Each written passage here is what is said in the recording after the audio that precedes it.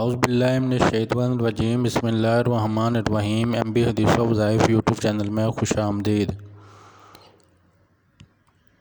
استغفر اللہ 50 سے زائد مرتبہ پڑھیں۔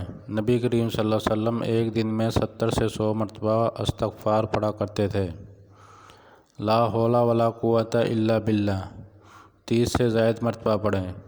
یہ جنت کے خزانوں میں سے ہے۔ حسبنا اللہ نعم الوکیل، حسبنا اللہ نعم الوکیل، حسبنا اللہ نعم الوکیل 31 سے 30 مرتبہ پڑھے۔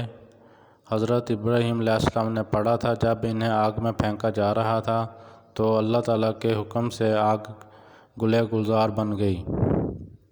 یا حیو یا قیوم برحمتک استغیث 20 سے 22 مرتبہ پڑھے۔